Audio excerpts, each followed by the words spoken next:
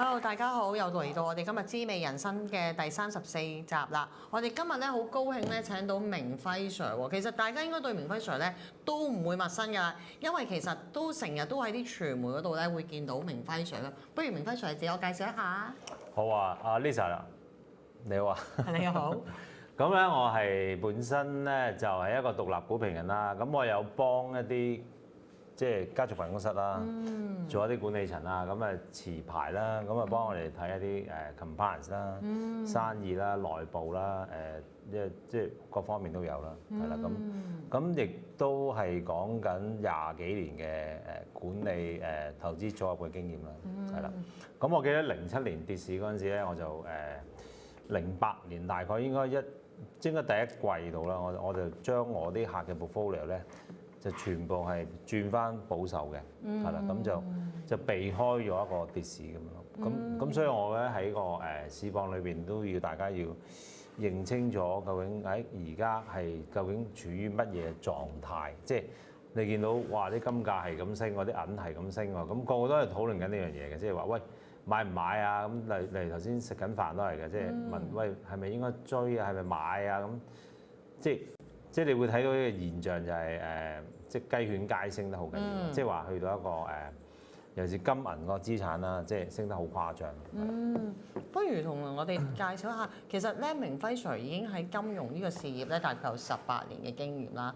咁其實頭先即係我都睇過，你都有高有低啦。咁同埋你畢業喺港大嘅數學系嘅喎，咁其實你讀呢一個對你風險管理有冇幫助，或者有冇啲咩影響咧？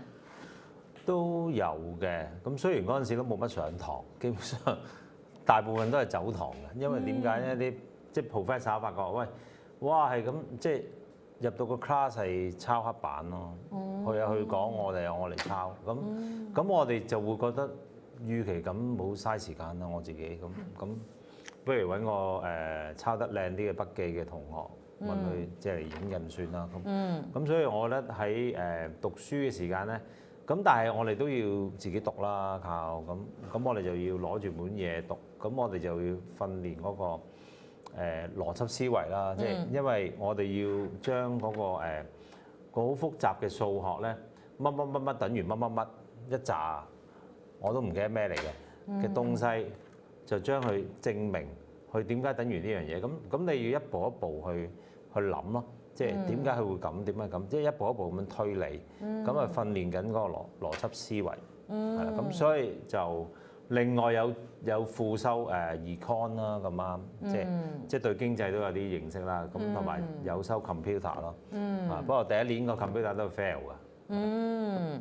因為其實咧都知道你之前咧就而家我哋個 PPT 都出咗啦。咁其實你之前咧就喺海通證券同埋美聯金融度做啦。而家你就擔任緊家族辦公室嘅總經理啦。咁其實喺你呢啲即係嘅轉變裏邊咧，其實對你即係有咩嘢可以感悟到有啲咩嘢㗎？喺呢兩個轉接位裏邊。我覺得係嗰個有啲咩唔同咧？即係嗰個唔同係邊方面啊？即係譬如話之前由你金融到去做家族辦公室，呢兩個嘅轉接位有啲咩唔同㗎？嘅性質其實係再闊啲咯，即係嗰個其實家族辦公室咧就係你係當一個一啲嘅家族嘅成員，佢哋面對嘅問題。係好多嘅唔同嘅問題，你只不過幫佢解決，去面對嘅問題，例如佢應唔應該移民啊？應唔應該係點樣去分家產啊？應唔應該係考慮個稅嘅問題啊？或者點樣傳承啊？點樣留俾下一代有效咁俾佢啦？咁同埋唔好俾佢亂咁使啊！跟住你又要懂得投資啦，因為你擺喺個家辦嗰個即係叫你做信託嗰個人，咁好多都聽好多㗎啦，啲 band 啲乜乜 HS 乜乜 XX 嗰啲 band 咧都輸嘅，基本上，跟住可能輸緊1000萬1億，可能外國客都話輸2-3千啫，唔係好多咁。咁你變咗其實嗰個投資個方向好緊要啦，即係你幫佢決定究竟買乜嘢，定係你借呢個藉口去幫佢炒咯。咁所以如果嗰個banker 佢真係立心不良啲，即係純粹係為自己去做生意咧，咁個客咪好容易輸咯。咁所以喺個決定個投資方向又好啦，你嘅 knowledge 亦都要多啲啦，即係你要對稅務啦，又要認識啦，你又要對個家族傳承究竟個架構大概係揸緊咩資產啦，個架構點樣 set 啦，咁呢啲一般問題佢都會問你嘛。即係分析能力要比較強啲啦。係啦，即係你要認知好多咯。咁對於你以前做投資，我淨係睇住個投資啊個 portfolio 咁就得啦。咁但係睇 portfolio 都難嘅，因為你要判斷，喂，究竟而家你覺得個市，例如我問你啦，你覺得而家個市風險高唔高咧？都幾高㗎，其實。都幾高啦。啲人全部走晒去買金。係啦，即係啊係一窩蜂啦。咁係啊咁即係亦都係一個即係叫做羊群心態咯。即係咪真係咁好咧？啲黃金即係不斷咁樣升咧？咁佢始終都會跌嘛。咁問題就係話，去到5000去未跌，唔代表可能去到6000先跌咯。咁所以就係投資者如果一般冇為意呢個風險咧，佢咪去走去衝入去咯。咁佢可能5000蚊買，5500先開始跌，咁咪賺咗10%之後就碌落嚟，就可以好快咯。咁所以去到呢個階段咧，就要好清醒咯，即係你要知道究竟係咪咁容易俾你賺錢呢個市場？咁好啦，又再問下阿明輝 Sir 啦。平時咧你都活躍喺個電視台啦，或者雜誌、社交媒體啦。其實咧，你點樣即係睇一個財經 KOL 或者專家嘅角色咧？你希望可以透過即係譬如話你做一個節目，可以同啲觀眾或者聽眾可以分享到啲乜嘢嘢咧？我覺得係要有一啲嘅立場去講下嗰個市況啦，即係如果你係一般去，可能好多都係用一個穩陣啲嘅做法啦，即係話今日個大市就窄幅上落啦，個大市就橫行啦，喺個區間啦，幾多點到幾多點去橫行啦，咁即係如果你唔講我都知啦，基本上我都係見佢喺度橫緊，咁其實對嗰樣嘢係簡單，你唔會講錯啊。如果你話冇㗎，我覺得個市都係會跌翻落去嘅。咁如果你講得太過即係太有自己嘅見解咧，可能未必咁好。咁所以中肯啲。即係話你要跟住個市講。咁但係如果你跟住個市講又冇意思嘅，即係話去到高位又話高，去到低位又話低咁樣。咁你永遠都係講到個市好似模棱兩可咁樣咯。咁我想問啦，譬如話嗱，之前都有睇過你啲報道啦，你曾經話過你係失敗中學習嘅。其實好多新手嘅投資者，其實而家好多咩 AI 炒股啊，乜嘢嘢，其實點樣去即係可以幫到一啲新手嘅炒股者咧，唔會咁容易跌落呢啲咁嘅陷阱咧？新手就嗱，因為 AI 都係睇佢個 AI 個運算。佢究竟用咩策略去幫你炒咯？即係話只係去算得比較快啲，但係佢算錯咗都可以錯嘛。咁所以又要睇下嗰個算法有冇效啦。咁同埋真係要炒股票真係要交學費咯。我覺得就係話，究竟你係出去學啊，定係自己交學費？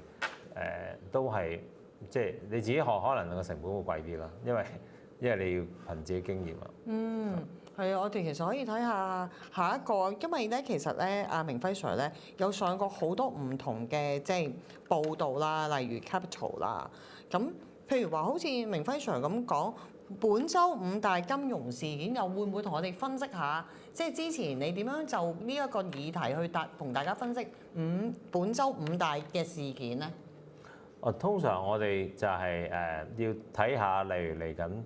呢個禮拜有咩會發生啦？即係有啲大件事，例如係咪議息啦？係咪會有啲某啲央行係會議息啦？尤其是美國議息啦，咁呢啲比較重要啲啦。或者會唔會有咩大嘅公司會公布業績？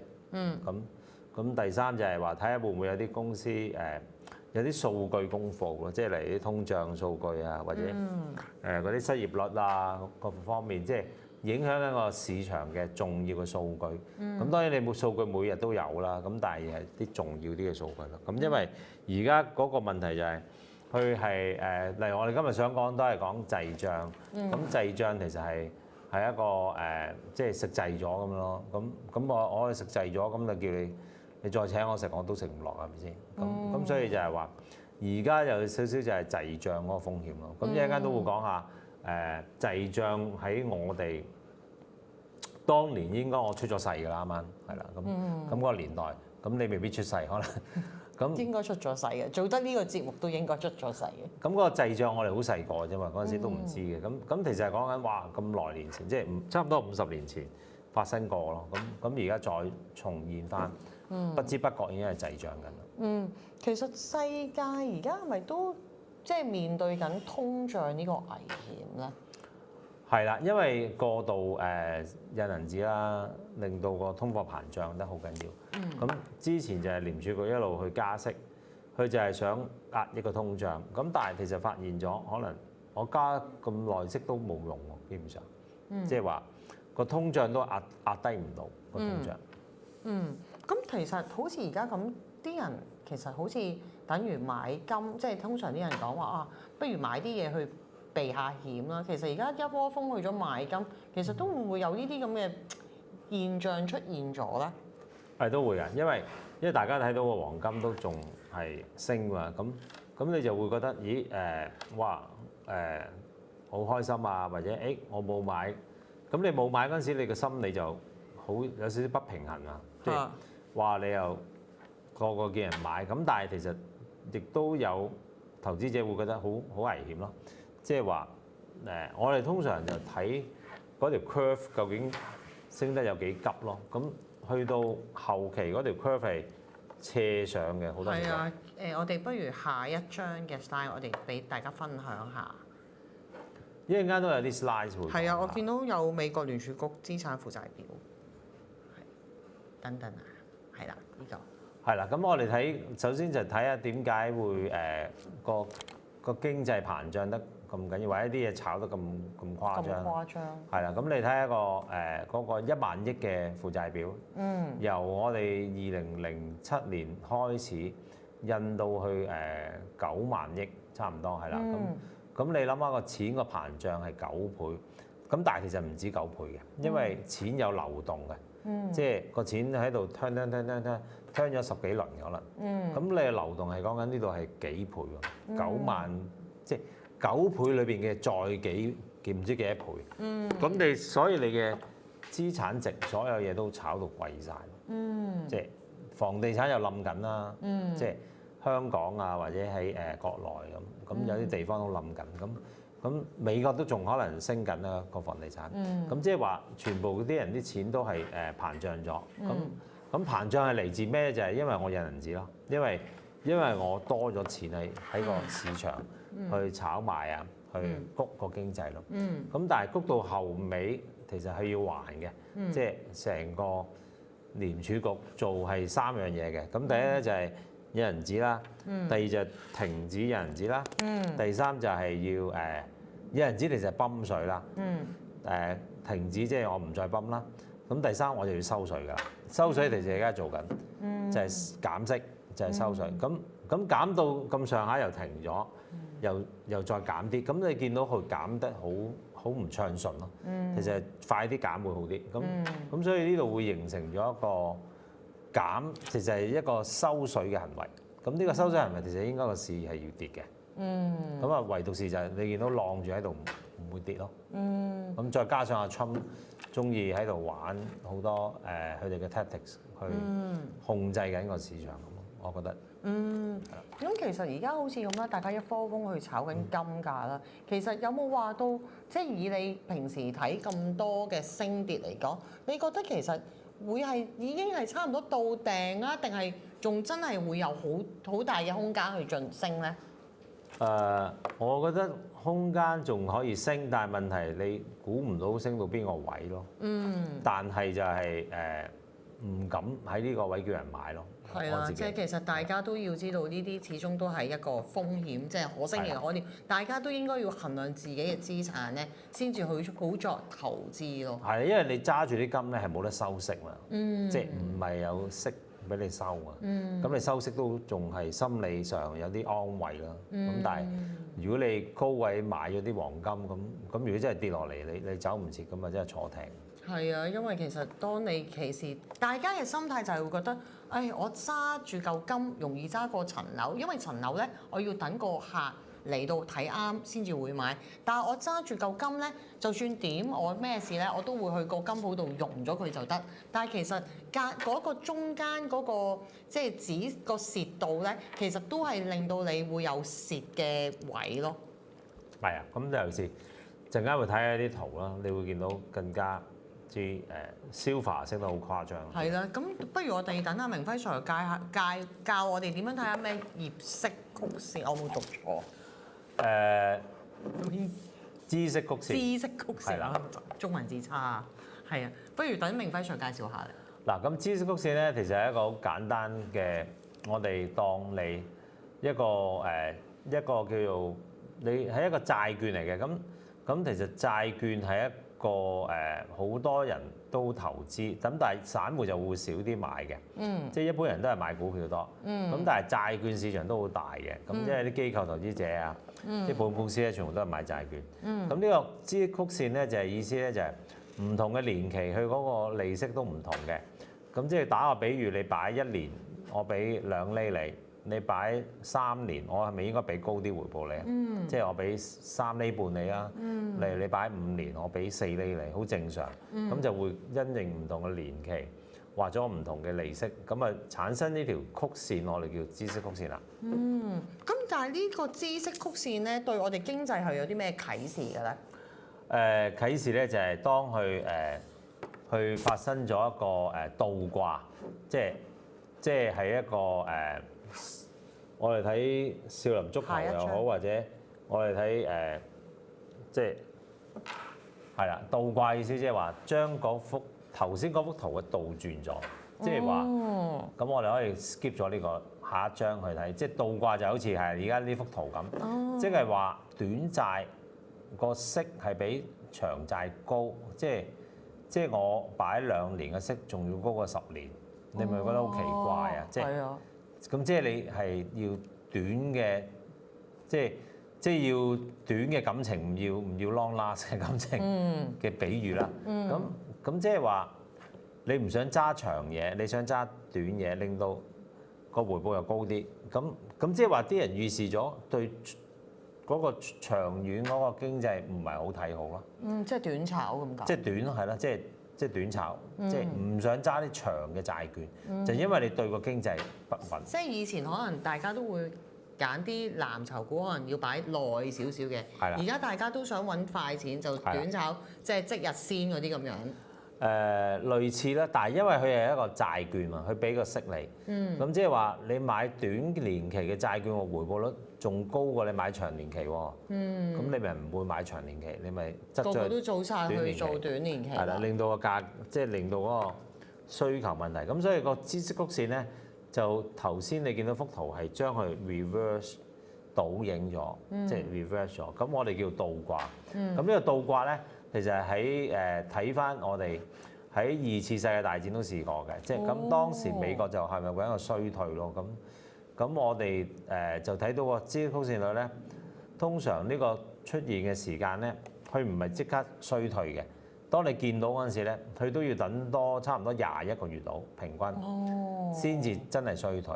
咁但係呢一件事就講緊我哋20幾個月前已經發生咗㗎啦，即係知識曲線倒掛。咁所以點解話今年個經濟有啲危危乎啦？因為即係佢介乎20零個月至3年不等。咁因為佢呢樣嘢出現咗咧，佢又唔係即刻發生嗰個衰退，係啦，即係其實都係一啲唔明朗嘅因素。係啦，唔明朗因素。咁每一次出現都係衰退嘅，呢個都好準嘅。咁因為我哋都係睇過去嘅數據同埋歷史係不斷重演緊嘅，即係話投資嘅人都係一樣嘅，由貪婪就因為我點解買金咧？因為貪婪咯，大家都驚蝕底咯，咁但係當你發覺美元再減息或者點樣咁，即係好多呢啲因素影響今年，因為美聯儲又要換主席啊，咁可能換咗主席要減多啲息咯。咁好，我哋不如去睇下一幅圖啦。有個巴菲特嘅指標，其實呢一個又係點樣睇嘅咧？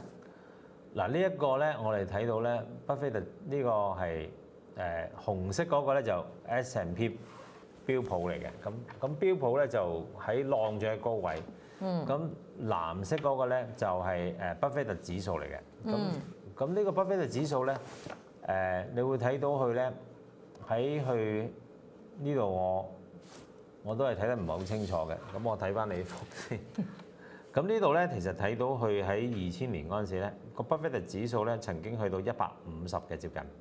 咁當佢接近1倍咧，咁或者解釋下咩叫巴菲特指數先啦。好啊。咁巴菲特指數咧，其實係巴菲特創嘅呢個指數咧，佢就用成個美股嗰個市值除去嗰個去實體個經濟嗰個 GDP，即係一個虛嘅嘢除一個實嘅嘢。咁如果即係話，如果佢虛，即係話，哇！原來你個靠市值炒到2倍，比你做實質經濟嗰個增長有2倍，咁即係話啲人靠炒股票啦，係咪先？即係唔使翻工啦，係咪先？咁做咩咁辛苦啫？撳幾個掣搞掂啦。係咯。係啦，咁即係反映緊個市場嗰個投入度好高咯。係啦，咁通常你見到佢去到2倍啊、倍半咧，都係佢會 collapse， 即係你見到灰色嗰個地方咧 collapse 咗。上一張圖係啦，你見到上一張圖咧，佢就係灰色嗰陣時係衰退緊嘅，有幾個衰退，佢都係發生咗。咁但係而家係講緊咧，分別你見到呢度咧就係2003年啦，跟住07、08年啦，跟住2020年啦，都係出現咗呢個問題。咁你見到而家巴菲特指數係創新高得好緊要。好啦，咁點樣高法咧？咁就要睇呢一。咁啊就要睇下一幅圖啦。咁在下都係讀數學啊。咁我好記得嗰啲咩 standard deviation 啊，你記唔記得咩嚟㗎？我唔記得啦，真係。你唔記得咗啦？拋低咗好耐啦，已經。係啦。咁啊問下鋪堂可能都識㗎啦。咁基本上都係一個咩叫 standard deviation 咧？就係我哋記唔記得我哋學一個叫 normal distribution 嘅東西咧，即係話一個 sample 咧，我哋有個中位數啊，佢有個 bell 咁樣嘅呢個 normal distribution。咁我哋就要計下佢對中間嗰個平均值偏離咗幾多。咁嗰個叫 standard deviation。咁如果你去到1咧，就係唔知60幾個 percent，去到2兩個 standard deviation 98%，即係話咩咧？而家見到幅圖咧。佢喺線嗰度見到係2個 standard deviation 係貼過咗啊，基本上。咁上一次去2個 standard deviation 嗰陣時咧，就係2020年，就係啱啱好 Covid 嗰陣時，就跌咗落嚟啦。係啦，咁就開始跌。咁而家係過晒，咁過晒即係話好反映咗啲乜嘢咧？即係反映咗好貴咯。即係話去到呢啲2個 standard deviation 咧，已經係唔值得再買入。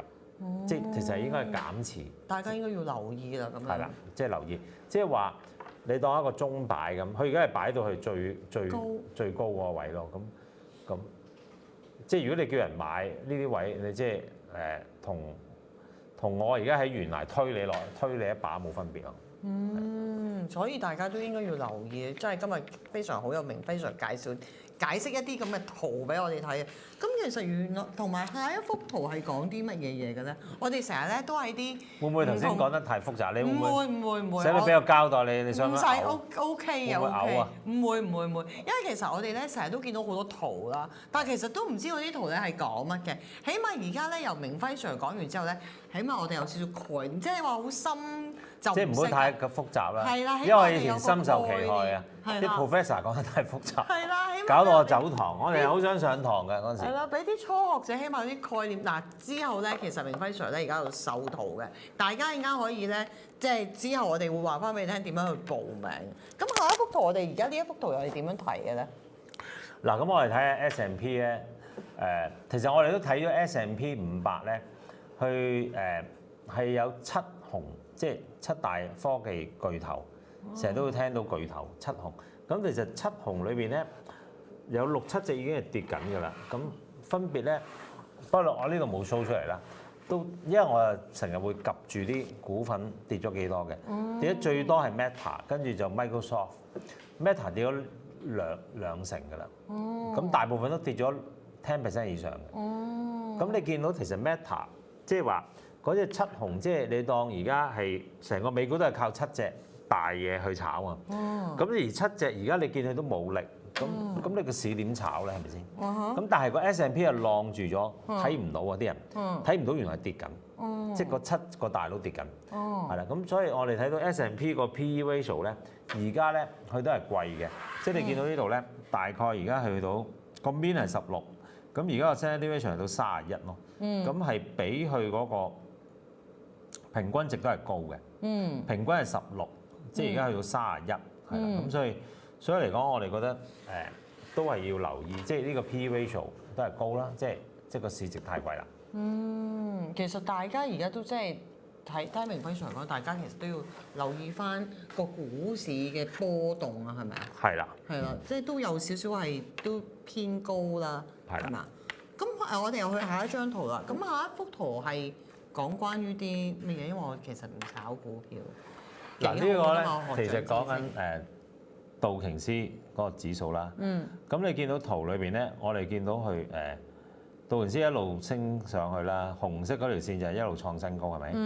咁其實我哋會睇一個指標咧，就係個 RSI，即係嗰個指標。咁你見到呢條線係向下係咪啊？係喎。係咪啊？咁其實 suppose 嗰個下邊個指標咧，佢係越高咧，下邊都係越高。咁我哋叫背馳咗㗎啦，呢個。大家知唔知邊條向下？即係有個圓圈，跟住有條紅色線喺下邊粉紅色嗰度向下。係啦，向下。咁我哋叫做背馳緊，即係話個市間炒上去咯，有少少。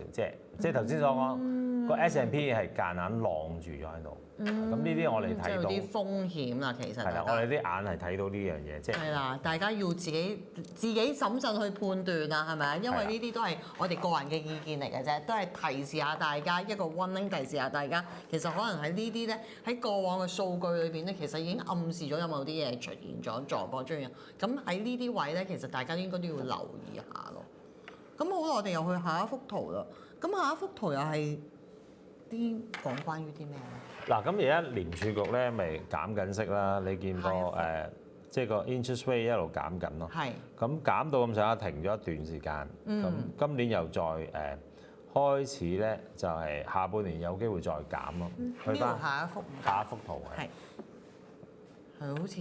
係啦，咁你見佢其實以往個減息週期咧就都快嘅，因為其實減息嘅原因咧，如果睇翻經濟學咧，係因為個經濟唔得先減息嘅，即係你唔掂先減息，係啦。咁個經濟好咧就會加息嘅，去一路壓抑緊個即係通脹嗰樣嘢。咁所以個經濟係唔差嘅。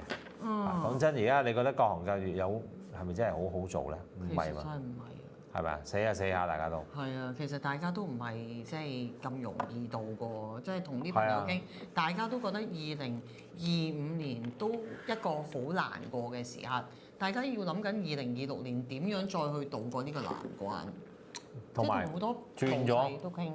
轉咗入火年咧，好唔同啊！即係過埋2月就知㗎啦，因為即係赤馬紅羊，即係一個火係好。燒到冚冚聲咯，所以你見到點解今年打仗？無論餐飲啊、零售啊各方面，大家都即係覺得好難做，即係而家賺錢真係越嚟越難咯。係啊，越嚟越難啊！你內地仲係做咩都捲得好緊要，即係鬥餐死咯。係啊，咁我哋又去下一幅圖啦。咁 Bitcoin 啊講下，咁呢一幅圖咧又係教我哋睇啲乜嘢嘢咧？嗱，咁多個資產咧，而家跌得最先嗰個資產值就係 Bitcoin，跌咗30% 已經，12萬幾嗰陣時咧，即係當時個高位啦。咁嗰陣時我仲記得啲報紙寫啦，去到20萬啦一粒啦，甚至100萬一粒啦。咁你不如做咗20萬先再寫100萬啦，冇咁快啦，即係未到20萬已經寫100萬。已經講緊第二樣嘢啦，係啦，即係推得太誇張。咁好多都係咁嘅，我覺得去到嗰個即係個目標價或者叫你睇嗰樣嘢，你唔敢講，你投資者唔會買啊嘛。12萬其實已經好貴啦，你仲叫人買，你梗係話喂仲有空間啦。講到100萬啊、1000萬都得添，都冇用啊，係啦，都冇用啊。都冇人買。咁所以你見到個 Bitcoin 已經開始跌緊，跌咗30%喎。你諗下由一個高位，嗱呢幅圖就係每個月計出嚟嘅幅圖嚟嘅。咁佢上一個週期咧就喺睇翻佢應該係大概應該係2021年啦。佢跌落嚟呢一 round 咧都跌咗好幾時間，即係一段時間先至收復嘅。咁所以我覺得佢而家仲未跌夠嘅，佢有機會真係跌到去5萬幾蚊嗰啲位咯。即係話，如果你跌到5萬幾蚊咧，就可能真係會開始定翻啲啦。咁你跌5萬幾蚊，你咪計咯，跌一半咯。係啦，咁個 Bitcoin 就係一個第一個資產值第一個跌先。咁如果跟住係美股跌咧，咁跟住就會影響埋金同銀呢個資產，我覺得。佢而家真係好誇張啊！以前咧見到即係都見過有，我唔記得咗邊年啦，即係 Covid 前啦，都係試過炒金嘅，即係都係一窩蜂啲金鋪塞滿晒人嘅。哇！但係呢幾排咧見到新聞咧，銀都有佢嘅價值喎。而家即係嗰陣時都未有咁瘋啲，而家啲人咧就攞啲銀去用喎，都係。即係未試過係咁，即係真係咁瘋狂喎！大家都即係總之佢一炒就講到啲銀好有用咯，AI 啊用得，跟住工業乜，其實不嬲都有㗎。係啦，大家真係唔好即係瘋狂或者麻木去跟風，其實真係要衡量自己嘅能力，同埋真係要即係諗下個風險，你可唔可以承受得到咯？咁不如我哋又睇下一張圖啦，好唔好啊？我哋今日真係長知識，我今日終於可以知道呢啲係點樣睇嘅，起碼有少少概念。好啦，不如等明輝 Sir 又介紹一下呢一幅圖。嗱，咁而家恆指咧就係晾住喺27,000啦，咁其實都係你見有條線畫咗出嚟嘅原因咧，就係佢係頂住咗佢嘅。咁而家要等佢企穩突破上去咧，先至好叫做睇好個港股咯。咁但係如果就咁睇個港股咧，你見到，咦？點解仲即係你會覺得奇怪少少嘅，就係喂點解你恆指升咁多？點解嗰隻阿里或者騰訊或者阿里巴巴呢兩隻即係大佬嚟嘛？咁點解佢唔升嘅？點解個市？即係你見到個市就係一個喂點解望一望先？咦！哇！啲地產股升到砰砰聲，係啦，即係你覺得奇怪咯？即係話咦？唔係應該一齊嘅咩 ？Suppose 應該升嗰啲勁啲嗰啲，即係嗰啲大佬先嘛，領頭羊先嘛。咁點解升啲咁即係平時都唔起眼嗰啲股份，仲要係地產不嬲都係睇差啊嘛，係咪先？咁所以你見到個市係側咗去某啲股份去升，即係炒起嗰個行業。嗰個行業咁唔係好全面咯。除非佢抽起嗰隻騰訊，咁我就覺得港股可以再突破高啲咯。咁但係啲騰訊都冇乜力，咁所以我覺得個市都係有少少暗湧喺度。好啊，咁我哋又睇下金價啦。下一張，哇！你睇到金價真係好恐怖啊！由之前嘅萬幾2008，而家去到哇！呢度有冇 WiFi？有啊，我見到佢收唔到你等等信息。啊係啊，嗱，我講完先。咁呢個金呢個高 price，咁其實睇到佢咧，其實黃金咧就升幅好誇張，即係話基本上咧，你等陣。佢基本上咧個黃金咧2012年咧曾經都炒過上去嘅。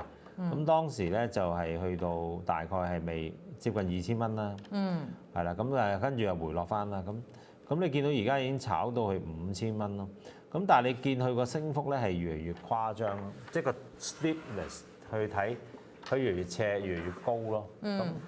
咁我哋作為一啲投資者或者理性嘅投資者，我哋覺得呢啲位唔會追咯，即係你搏佢究竟升到1萬會唔會6000、7000，你估唔到，即係咁，但係你會心理有壓力咯，因為已經睇到所有嘅息率都係 oversold 得好緊要，即係超額，即係超賣得好緊要咯。係咪啊？係啦。你等一陣。幫你整一整。我哋可能有私人嘅 tips 啊，而家我哋要幫下。不過冇都唔緊要嘅，因為我明輝 Sir 咧睇緊你嗰個熒幕，可係啊以繼續嘅。咁我哋跟住又睇下咯，呢度哦，好。大家唔好意思，等一等啊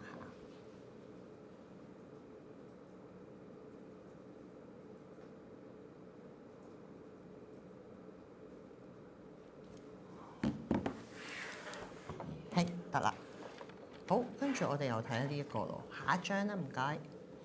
Silver Price 喎，係啊，哇！Silver Price 都好勁下喎。係啦，嗱，你見到都係同一個 pattern，咁同埋佢升得好急咯，即係比上一個週期再急啲咯。係咯，同金差唔多啫喎，佢升嗰個高位。係，但係今年個銀價係升得特別勁嘅，即係今年已經升得好誇張。所以我未聽過人哋攞去熔銀嘅。我嗰日睇報紙咧 pop 咗出嚟咧，我見到啲人咧攞啲即係啲 T 字頭啲鏈啊，或者攞 P 字頭嗰啲 charm 啊去熔咧，我真係大開眼界咁大個都未啲見過人哋咧係熔銀。我通常見到人哋咧就係買金，跟住我話哇，點解而家咁得意？即係連銀都可以咁樣咧，就係因為銀價咧都係一樣升得咁瘋狂。嗱，喺我哋做緊節目嘅時間咧，佢已經跌緊3%啦，突然間，即係由而家個創咗高位之後咧，去下跌緊3%啦，今日啊，咁同埋你見佢一年，佢講緊一年升咗2倍幾咯，6個月已經升咗2倍啦，咁所以嗱，我哋做緊節目佢已經跌緊，咁即係話其實如果你高追，你就會有呢啲 risk 咯，即係風險。唔知係咪我老人家好擔心，即係個膽細咗好多而家老人家，唔係後生仔咁樣。好後生啊，明輝 Sir。好啊，不如我哋又睇下呢一個啦。下一張。好啦，咁我哋會睇到咧有一啲嘅客戶咧，佢哋都想揾啲穩定高收益嘅債券。係啦咁我哋會睇下嚟一隻叫做有抵押嘅下一張，唔該。收益嘅債券。嗱，因為我哋成日覺得買債券咧，例如我買中咗恒大，唔好意思啦，恒大執咗，係啦，即係俾翻張廢紙你啫。係啦。係啦，咁但係恒大發債嗰刻，佢唔會俾個抵押品你嘅。佢冇抵押品，咁所以我哋揾到覺得市場其實係一啲嘅債券咧，如果佢 offer 到啲抵押品俾你咧，佢嗰個default 個 rate 咧係低啲，償還能力又高啲，因為佢有問題，佢都可以賣翻佢啲資產出嚟。咁我哋睇下下一張，嗱，清盤都係跟個程序嘅，有抵押品係清俾還錢先。即係大家真係要留意下啦，而家最精彩嘅階段嚟緊啦。係啦，咁例如我哋睇到有幾個 issuer 啦，美國嚟係做緊光纖嘅，佢收緊6厘幾，咁佢光纖係一個資產嚟㗎。佢呢間公司要借錢，咁佢就揾個光纖抵押咗出嚟。咁如果萬一呢間公司有咩還唔到錢或者清盤咁點啊？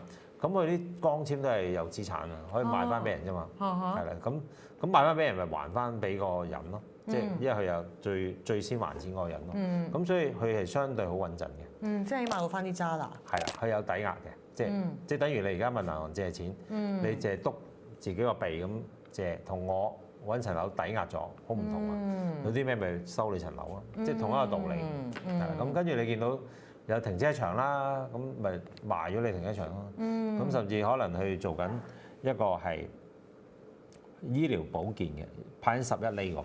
咁啊，醫療保健好多設備嘅嘢可以用得賣翻出嚟。啲儀器可以賣翻出去。啲儀器好貴㗎，先。係咯。咁如果你有啲咩還唔到錢，咪賣翻出去。咁呢啲所有都係有抵押品嘅，係啦。即係有啲資產抵押係。係啦，抵押咗出嚟。咁所以我哋會揾到一啲咁嘅嘢俾比起個市場佢哋覺得穩陣啲嘅，即係相對嚟講。而家明輝 Sir 就俾啲 tips 我哋買邊啲咧比較穩陣啲，即係唔會一陣間食到蝕到渣都冇埋，起碼到期時咧都有翻啲渣啦可以攞翻。好啦，咁不如我哋又到下一張啦，好唔好啊？好啦，呢一張。嗱，咁呢一張會睇到佢一般我哋睇佢嗰個過去佢哋個表現咧。喺跌市嘅週期裏邊咧，佢跌咗幾多年，同埋有幾穩陣咯。即係話，咦？咁我哋睇到呢隻嘢咧，佢係跌咗灰色嘅地方應該係有4年嘅。嗯。咁平均你見到都係跌好少啫，即係升高跌著。跌得最多嗰年咧就係2007年，跌咗2成幾。咁跟住第二年咧08年反彈得好緊要嘅，反彈翻40幾個%。咁第二年已經反彈翻個位置㗎啦。咁你想像下一樣嘢就係話，如果我當而家呢隻嘢係100蚊，舉個例，如果你派佢而家係派緊8厘幾嘅息，咁即係派8蚊俾你。如果由100蚊跌咗2成，即係跌咗幾多錢啊？變咗2蚊。即係100蚊跌2成，即係由100蚊跌2成之後個價錢就跌咗變咗70幾蚊，係咪？係咯。係啦，咁70幾蚊，如果我俾8蚊你，對個投資者係咪好吸引啊？咁會有新嘅資金會再買嘅一定，因為哇嗰陣時係10厘㗎咯，即係唔係8厘。咁當佢跌到呢啲咁嘅價錢咧，一定有人買嘅，即係機構投資者會買。咁所以點解第二年會反彈得咁緊要？即係話永遠我哋都係覺得股票又好，債券都好，係趁低吸納嘅。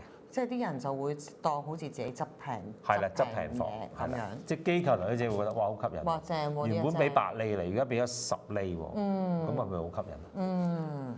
咁所以我哋睇呢啲好穩陣嘅。你總之你唔好panic 去賣，即係當跌市記住你揸實個 portfolio。不如我哋又去下一張啦。係啊，呢張咧咁呢一隻我哋算係一隻派緊8厘幾嘅息啦，證監會認可嘅，咁所以呢一度就大致上係咁樣咯。係咯，咁下一張咯，不如我哋又再。咁會睇到佢個行業分佈啦，就係佢一個 portfolio 咧就係美國為主啦，其餘就係歐洲，即係比較成熟啲嘅國家。咁都係行業分散得好唔同嘅行業都有電信啊、設備啊、休閒啊咁。咁啊，平均都係一啲BB grade 啊，或者係 B grade 嘅債券。咁但係頭先所講，因為有抵押品啦，咁佢係比較穩陣啲嘅。同冇抵押品咧就爭好遠嘅，因為冇抵押品個質素會爭啲嘅。好啦，不如我哋又去下一張咯。呢一張。係啦，咁你見佢過去個派息好穩定嘅，由2023年個派息率咧就。個 price 冇乜78、79咁樣，都穩定啊！好穩定啊！你見到呢度派緊，大家都係8厘、啊、9厘，最多去到9厘，差唔多10厘。係啦，咁即係話個市場你揸住佢一路收呢個息好好啊！即係好穩健嘅。係啦，你唔使煩。唔需要擔心嘅。係咯。咁其實咧，我哋今日咧個時間又差唔多。其實咧知道明輝 Sir 咧，其實佢自己都有啲課程咧去教一啲學生嘅喎。不如你又簡單同我哋講下啦。而家因為我都有幫緊，例如即係開班教下啦，即係教下啲基本點樣去揀，點樣辨認啲股票係平啦，咩時間係用咩因素去決定咯。咁我哋係純粹睇數據嘅，我哋唔會相信個消息嘅或者個新聞，因為當你睇嗰啲嘢已經係太遲。咁我哋係相信個數據就係執平貨。點為之平？我哋就睇啲邊啲嘅數據睇到佢係平，我哋咪開始買咯。係啦，咁我都有個 YouTube 頻道嘅，大家都可以幫手。大家都 subscribe 翻。係啊，Ming Sir 嘅。都係叫明輝 Sir。係啦，咁可以有啲咩問題咧，都可以留翻喺個 YouTube 度咧問翻明輝 Sir。係啦。或者係揾翻我哋記得笑咧，其實譬如話啊，我想上明輝 Sir 嘅課堂喎，其實都可以同翻我哋講啦。咁我哋都可以俾翻明輝 Sir 嘅聯絡俾你，咁你就可以直接可以報咯。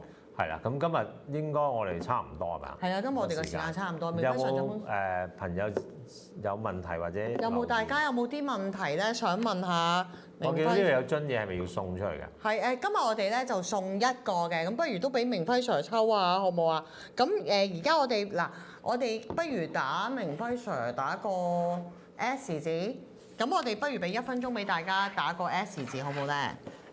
咁大家好努力咁打咯喎，記住。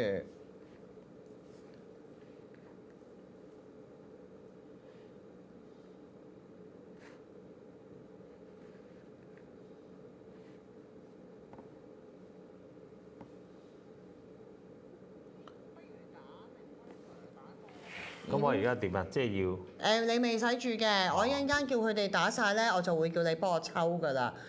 Iris 而家打翻啱啦 ，Iris 打咗個 A 字喎。記住大家打個 S 字，我哋1分鐘時間，因為我哋嘅其實今日已經超咗時，因為太精彩啦，俾我哋可以知道點樣有啲基本嘅知識，因為大家而家都去晒 AI 度炒股啊。咁 AI 其實即係你會覺得始終有翻啲基本嘅底子。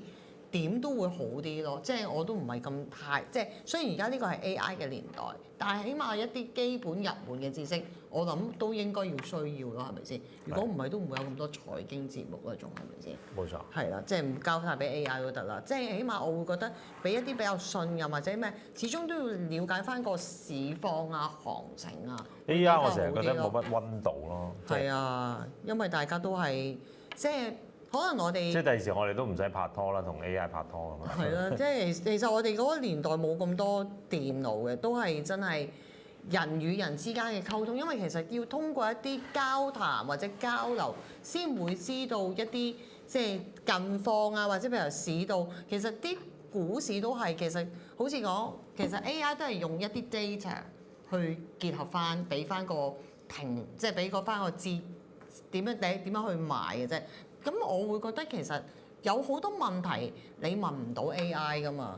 咁如果係我咧，我就會比較中意咧，即係有一個人，譬如我突然間有條問題好想問嘅，我都可以即刻問阿明輝 Sir，咁你都可以即場解答。咁我哋而家點啊？我見到好多人打 S。我哋等1分鐘嘅。即係等完1分鐘最多 S 嗰個。唔係，等完1分鐘咧，我就俾你碌㗎啦。咁碌你點一點咧，嗰個咧就係得獎者啦。OK。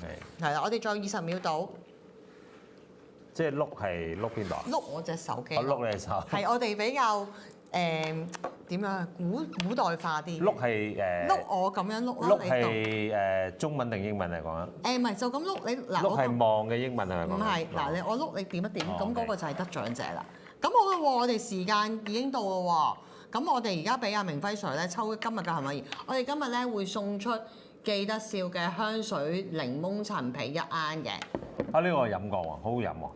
除咗好飲之後咧，就有益身心。嗱，有冇明輝 Sir 有冇試過？如果你喉嚨好痛啊、好乾渴嘅時候咧，其實除咗飲之外咧，攞住筆1根，咁咧含住佢，咁慢慢咧吞落去咧，其實即刻有消炎同埋鎮痛嘅作用㗎喎。咁好啦，我哋抽啦。嗱，1、2、3啦，好，你篤一個啊。Iris Tam 咧就中咗獎啦，咁 Iris Tam 麻煩你聯絡翻記得笑嘅後台工作人員啦，咁佢會話俾你聽點樣去領獎噶啦。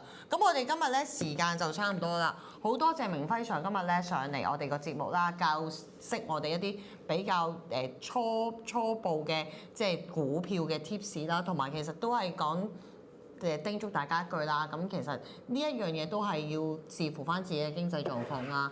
咁最緊要就係聽一啲即係真實嘅評論家去同你即係細心分析，然後自己再去分析自己應唔應該去買入同埋賣出啦，係咪？咁我哋今日時間又到啦，咁多謝明輝 Sir。咁我哋仲有樣嘢要宣佈，咁今日咧就係我哋1月份嘅最後一集嘅記得笑節目。